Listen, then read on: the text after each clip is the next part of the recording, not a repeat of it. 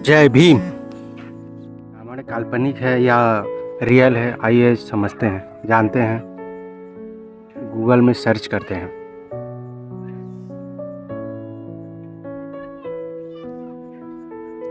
रामायण काल्पनिक है या रियल है, इसमें समझा जा सकता है। अनिरुद्ध जोशी आर्यभट्ट के अनुसार महाभारत काल का युद्ध 3137 ईसा पूर्व में हुआ था, अर्थात 5155 वर्ष पूर्व हुआ था। नए शोधानुसार रामायण काल को लगभग 7323 ईसा पूर्व अर्थात आज से लगभग 9341 वर्ष पूर्व का बताया गया है, जबकि भगवान श्री राम का जन्म 5114 ईसा पूर्व चैत्र मास की नवमी को हुआ था।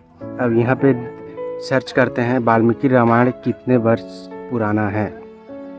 इसमें दिखाता है राम कथा का सबसे पहला बीज दशरथ जातक कथा से मिलता है, जो संभवतः ईसा से 400 साल पहले लिखी गई थी, जिसके बाद ईसा से 300 साल पूर्व का काल वाल्मीकि रामायण का मिलता है।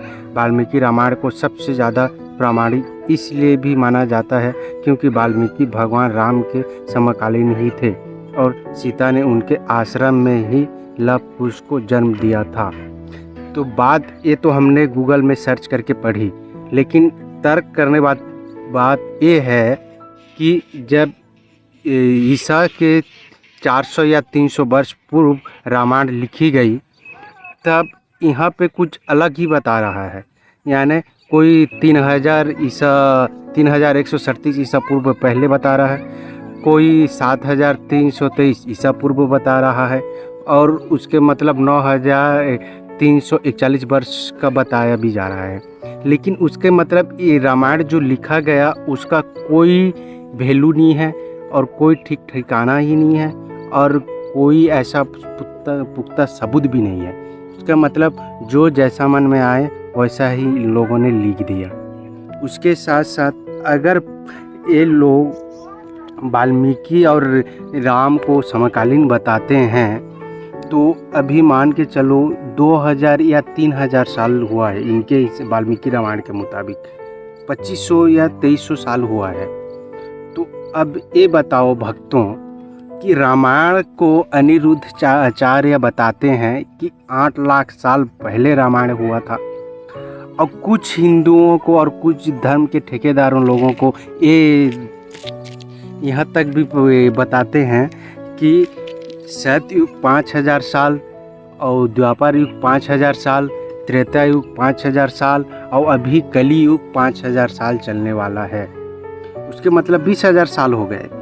तो गूगल में सर्च करने से बता रहा है अलग और तुम लोग बताते हो अलग, तो हम किसे विश्वास करें? इसके मतलब रामायण काल्पनिक है, जो जिसका मन जैसा आया वैसा ही लिख दिया। चलो अब यहाँ पे तर्क करते हैं। तर्क करने वाली बात अब ये है कि पहले बुद्ध का जन्म हुआ या पहले राम का जन्म हुआ। अब इसमें दिखाता है कि जो बुद्ध का जन्म हुआ है वो 563 ईसा पूर्व में जन्म हुआ है और आज से 2500 साल पहले हुआ है। अब रामायण जो है गूगल के मुताबिक 200 साल बाद में रामायण का जन्म हुआ है। 200 साल पहले बुद्ध का जन्म हो चुका था, बाद में ही रामायण लिखी गई, वाल्मीकि रामायण।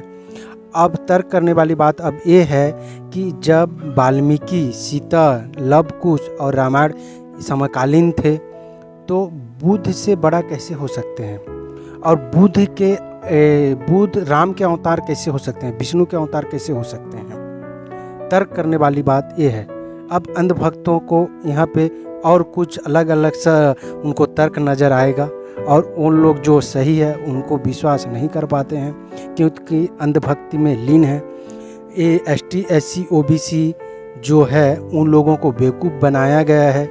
ये जो राम है ये बुद्ध का कॉपी पेस्ट है, और जो अयोध्या मंदिर में खोदाई के दौरान भी उन बुद्ध के अवशेष ही मिले हैं।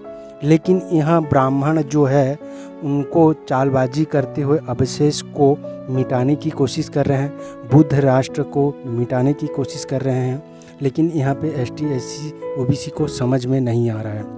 जय भीम, नमो बुद्धाय।